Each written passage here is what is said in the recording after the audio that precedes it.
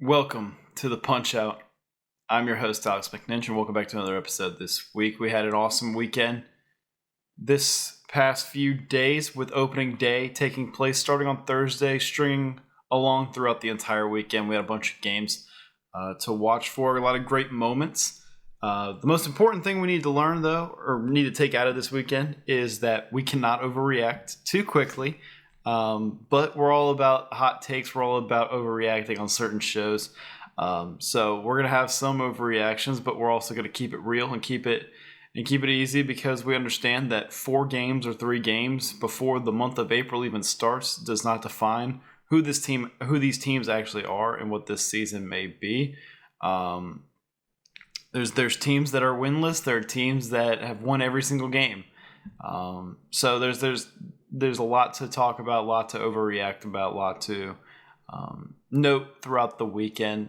Go ahead and follow all of my socials at the Punch Out Pod everywhere you can get it, or everywhere you can follow on socials. Instagram, Twitter, TikTok is mainly like the big one to kind of look at now. Hopefully that we start kind of getting some things going there on TikTok and create more content there. Got me on YouTube. I'll do some YouTube stuff as well. And obviously Spotify, Apple Podcast, Amazon Music, iHeartRadio, all that type of stuff. You already are listening, so obviously you know where to find me there. But let's get right into this weekend. I like to keep these episodes a little shorter than what the previous episodes throughout the off season, or the spring training rather, with all the season and team breakdowns.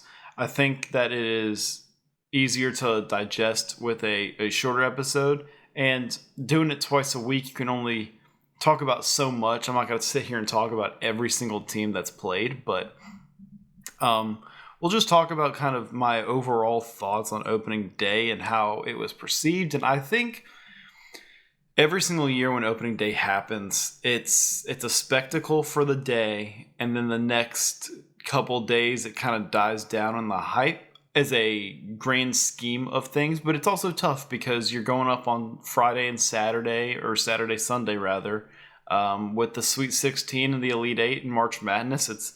It's tough to get eyes to follow your product when they're more important, or not more important, but I'd say more highly sought after games rather than, in an opening day MLB game or the third game of the MLB season, so it's tough to be able to draw your audience in. I mean, the MLB is going to shine more when it gets to May, June, July.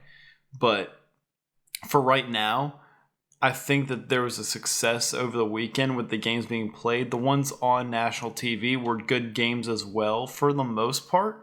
So that's also a good sign of success, is if you're putting out good games early, you're going to get these fans hooked and hopefully wanting to watch as the Sundays or the Wednesday nights continue to happen here for the upcoming months. A lot of teams looked really good. A lot of teams looked really, really bad. But again, like I mentioned at the start, it's just the first few games of the season. We can't define how an entire team is projected throughout the season because of one weekend.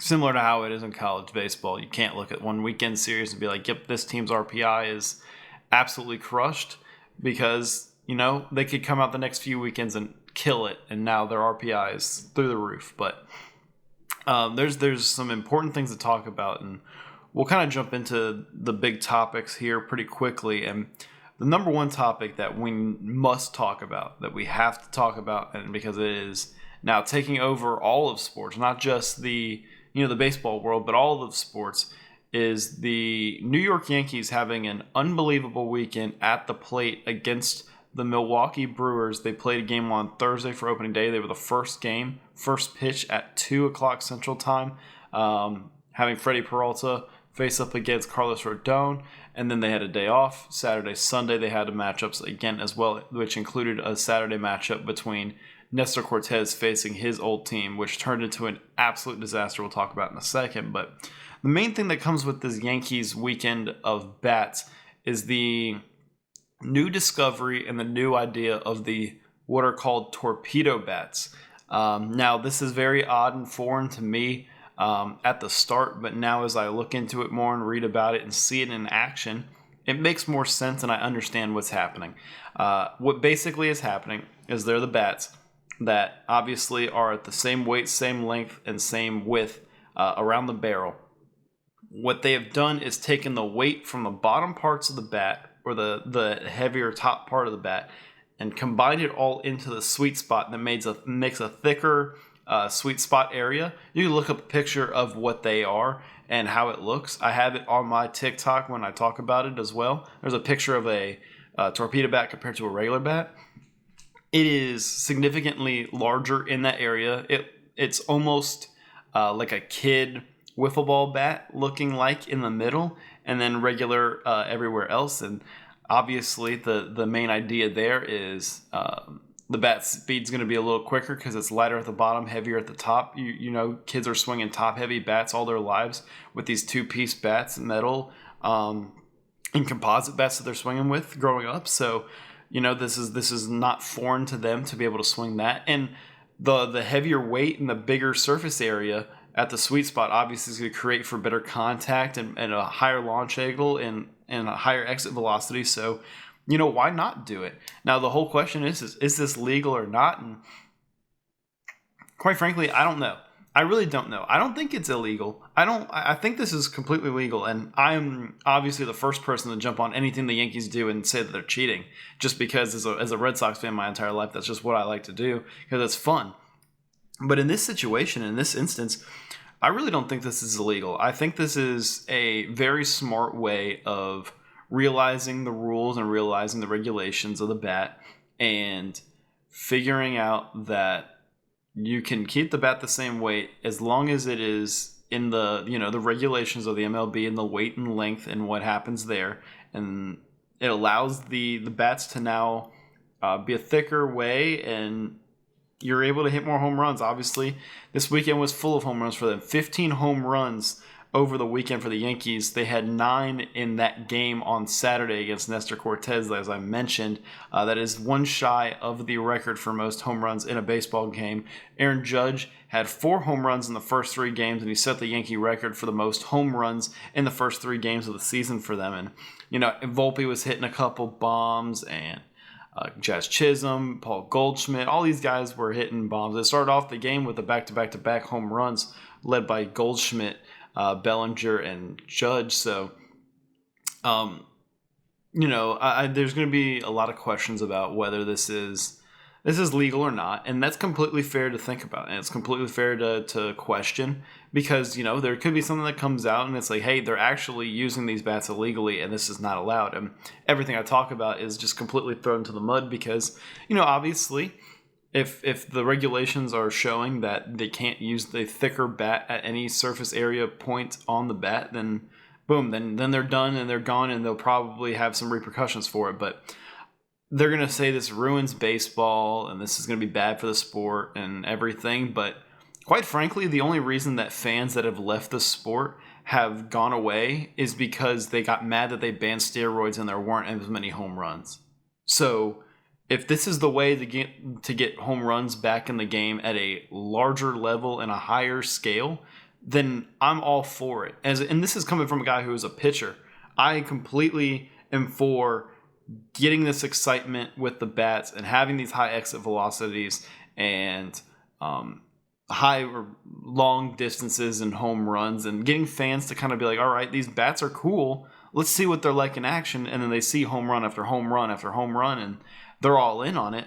I'm all for that. Now, will there be some questions about it? Absolutely. I think that there's going to be a lot of talk, and they might be banning these. It wouldn't surprise me if there's just like, hey, this is not going to be good. Let's go ahead and nip this in the butt right quick and try to get this out of the way so that we never have to worry about it again and have to worry about teams complaining that they don't have it while they have the access to using it but don't want to use it because they feel like it's cheating.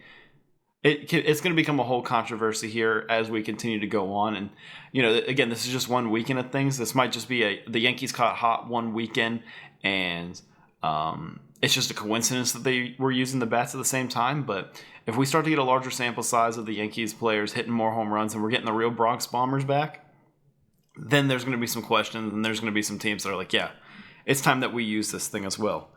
But the Yankees had an unbelievable weekend, winning all of their games.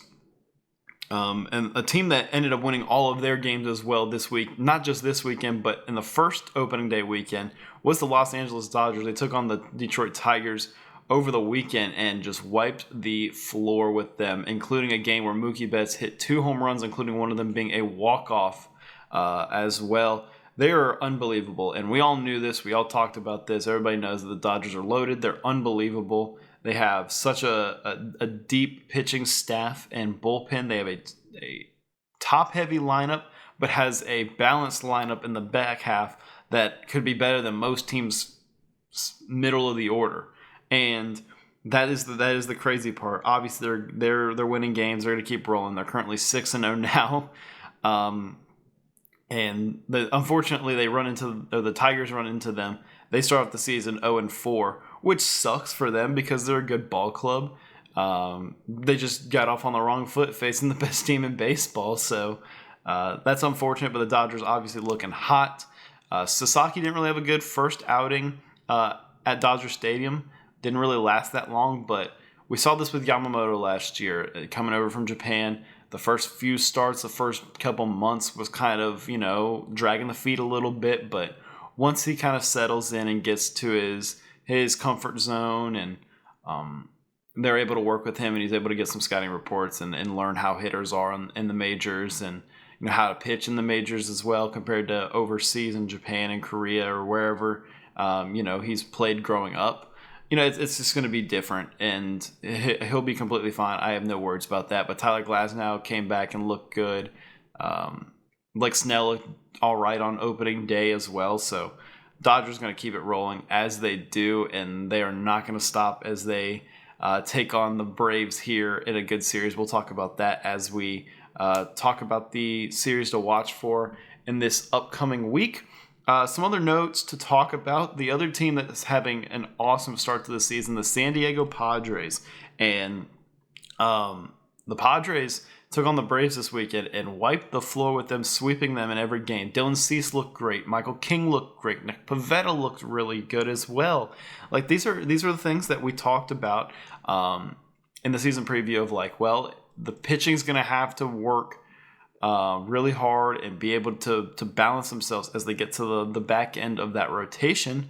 And Nick Pivetta came out and was awesome against the Braves on Sunday Night Baseball, and their lineup was hitting. Tatis was hitting. Machado was hitting. Jackson Merrill looks amazing. Shout out to Brandon Lockridge, a Pensacola Catholic kid. Got to shout him out always.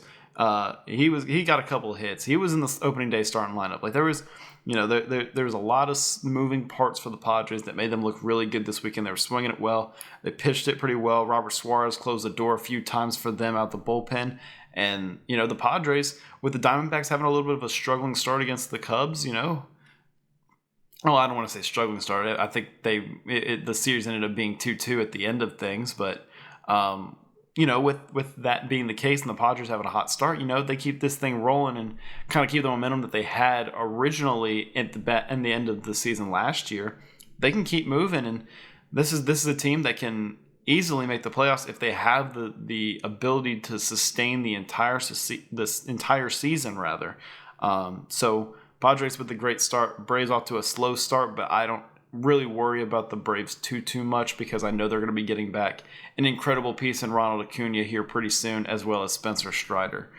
We'll talk about my Red Sox really fast, just because I obviously hyped them up a lot, as I should, because they're my team, and I was very excited. This is the first time since 2019 that I was excited for my baseball team going into opening day. Every single year I've been like, well, another year of Red Sox baseball. Well, another year of Red Sox baseball. Maybe 2022 I was excited too, coming off the 21 postseason run to the ALCS, but I was super excited. We had some great additions and some new guys come in.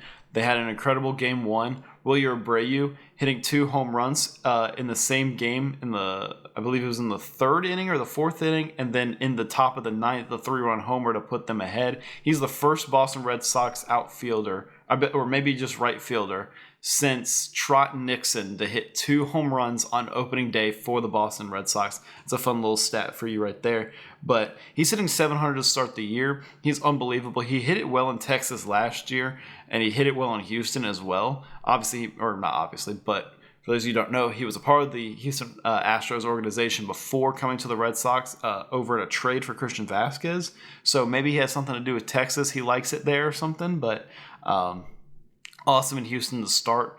They've got a series against the Orioles here coming up, and those bats are going to have to get hot because on Saturday they were 1 for 13 with runners in scoring position. Rafael Devers started the season 0 for 11 with 10 strikeouts, the most strikeouts in a consecutive 10 at-bats to open the season by any baseball player.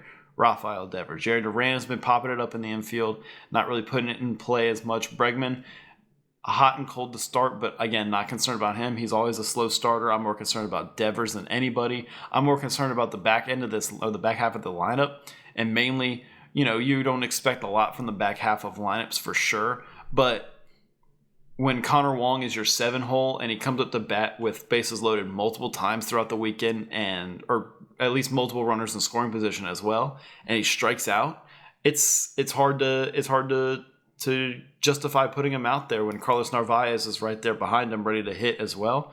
The starting pitching was okay. Garrett Crochet didn't look too great for his standard, but still got through 5. Tanner Houck looked whatever.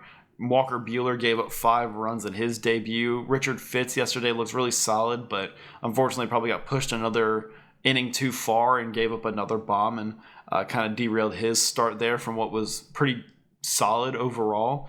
The bullpen was great though. Loved everything from the bullpen. The bullpen kept this team in the game. I was really, really excited to see that the bullpen was good for the start for the Red Sox, but again, it's super early on. It's nothing too much to judge. But the one thing that we can note about this Red Sox team from the weekend is their rookie, Christian Campbell, who we talked about last episode, and we talked about before on the season preview about how once he comes up, he's going to mash baseballs. And he got put on the opening day roster. 6 for 11 over the opening weekend, 2 doubles, and a home run on Saturday night, I believe.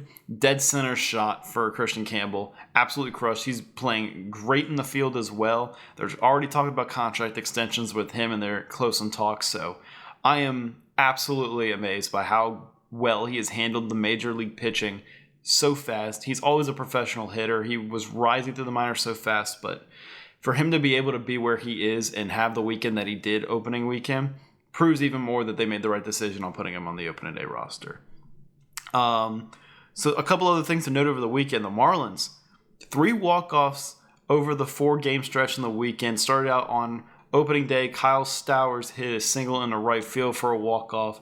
Dane Myers then in game 3 hit a single into left for a walk-off. And then in the final game yesterday on Sunday, Derek Hill scored on a wild pitch from David Bednar to end up winning the game. So that's the first time since 2003 that a team has had 3 walk-offs to start their season.